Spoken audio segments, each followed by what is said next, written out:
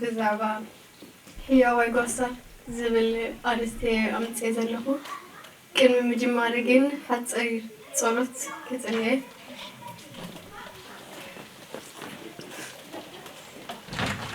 ተመስገን ኣቦ ስለዘብጻሕካና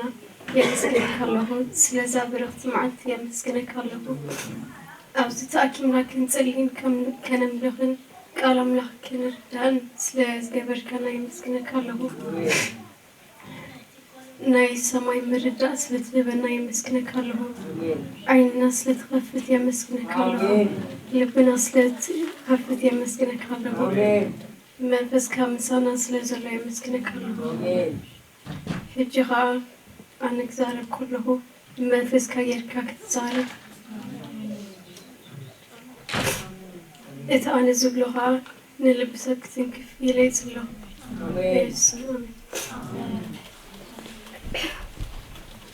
ኣነ ሕጂ ብዛዕባ ልደት እንደይ ክዛረብ ሓሲበ ነይረ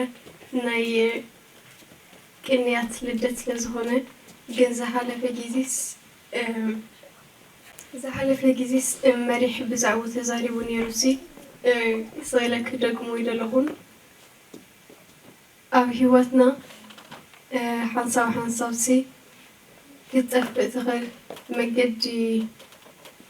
ናበይ ክኸይድ ኣለኒ ኩሉ ግዜ ክትፈልጥ ኣይትኽእልን ኢኻ ሽዑ ኸዓ ማለት ኩላትና ብኮምፓስን ካርታን ኣይተዋለድናን ብዙሕ ንባዕልኻ ኣስተውዒልካ ሓሲብካ ገሚትካ ክትገብሮ ውሳኔታት ኣሎ ብዚ ምድሪ እምነትካ ኸዓ ንስኻ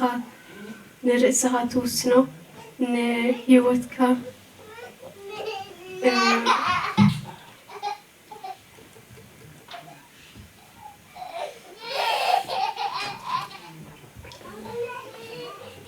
ንዚ ኣብዚ ምድሪ ዘሎ ሂወትካን ንመጻኢ ሂወትካን ከዓ ዝምልከት እዩ ማለት እዩ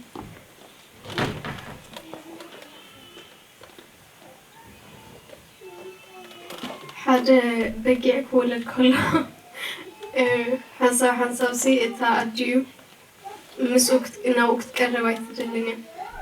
ግን እቲ ጓሳ መፂኡ ናብ ቤቱ የንብሮ ኣብ ቤቱ ከዓ የብልዖ የስትዮ ምስኡ ይፃወት ምስቲ ጓሳኻ ይዓቢ ማለት ትበጊዕ ትዕየት ናብ ኣድዩ ከዓ ክምለስ ከሎ ነቲ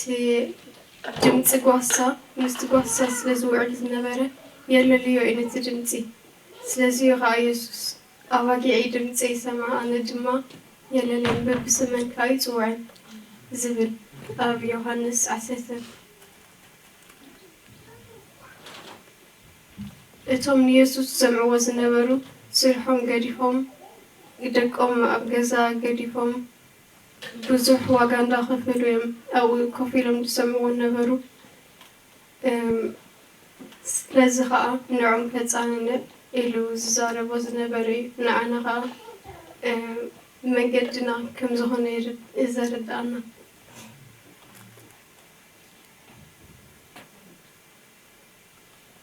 ሕጂ ከዓ ብዛዕባ ናይ ኣጋር ታሪክ ከንብበልኩም እየ ምክንያቱ ንሳ ባህርያ ኮይና ዝርያ ዘይነበረ ምስኣ ክኸውን ዝደሊ ሰብ ዘይነበረ ግን ኣምላኽ ኣብ በረኻ እናነበረት ኮላ ንዓ ሪእዋ ንዓ ጠሚትዋ ሓጊዝዋ ከዓ ንሳ ከዓ ነቲ ዝርያ ዓይኒ ሪኣቶ ኢላ ሰሚያቶ ነዚ ቦታ ዘፍጥረት 16:10-13 ከንብብ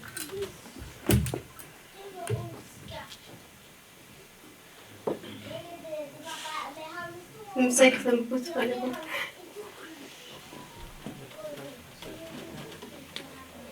10-13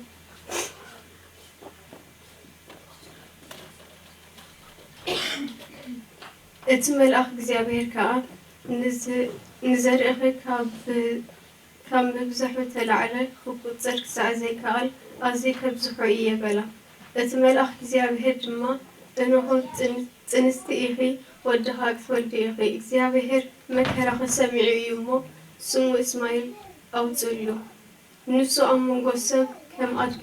በረኻ ክኸውን እዩ ኢዱ ናብ ላዕሊ ኩሉ ኢድ ኩሉ ድማ ናብ ልዕሊኡ ክትከውን እያ ኣብ ቅድሚ ኩሎም ኣሕዋቱ ከዓ ክነብር እዩ በለ ንሳ ድማ ነቲ ዝረኣየንስ ኣብዚ ዶ ርእዮ እየ ኢላ ስም እቲ ንዓዓ እትዛርብ እግዚኣብሔር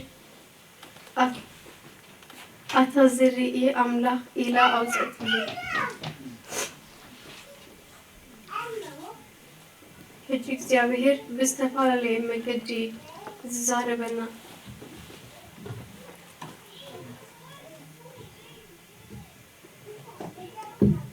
ንሳ ዋላ መጻኢ ከይህልዋ ከሎ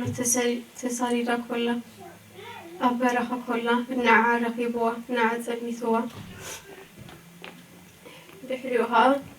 ናብ ማቴዎስ ክሰግር ንሱ ከዓ ሃብታም እንከሎ እቲ ገንዘብ ውስጥ ኣይኣኸሎም ዋላ ገንዘብ እንተነበሮስ ሂወት ትርጉም ዝነበሮ ሂወት ኣይነበሮም ስለዚ ናብ ኢየሱስ ከይዱ ኢየሱስ ድማ ንዓሳ ኣመን ኢልዎ እሱ ከዓ ማቴዎስ 9:13 ተንብቦ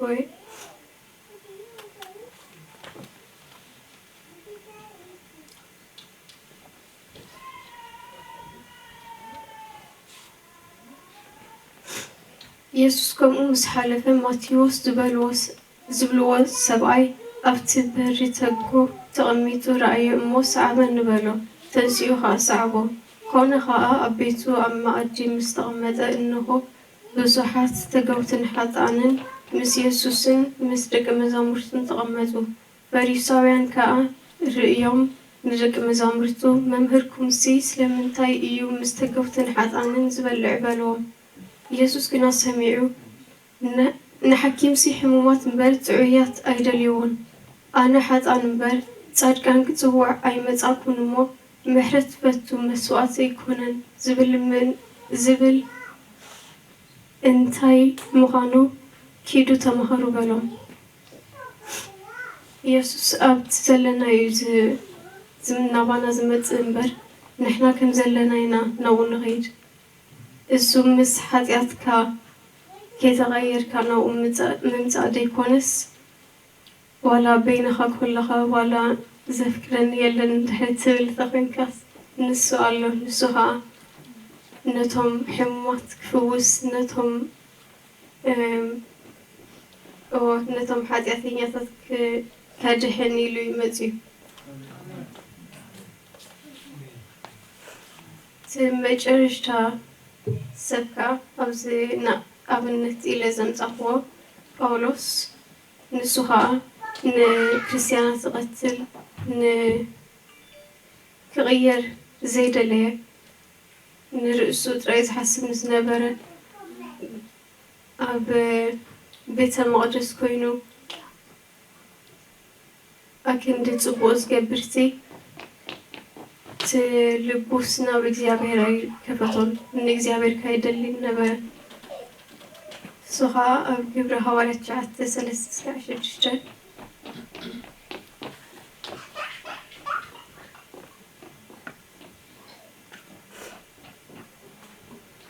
ክኸይድ ከለኻ ናብ ደማስቆ ምስ ቀረበ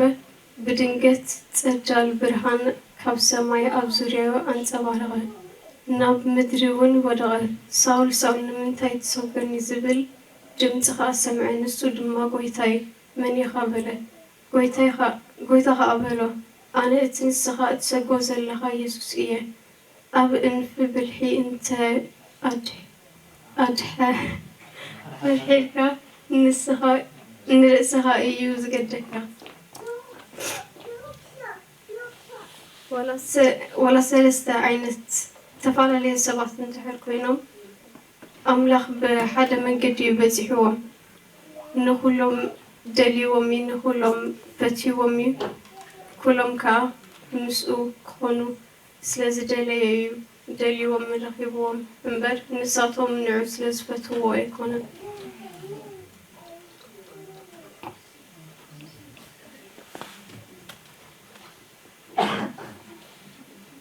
يسوس كتوعك كله ولا نعند حرتي تفلت أخنكس أواجي عيدن زي سماعنا دما يللين ببسمن كاي توعن مسبلة يكبل كله نقول سبيمبر نقول سبعة يكون تصال كان زهون يكون حد أن نقول سبيدري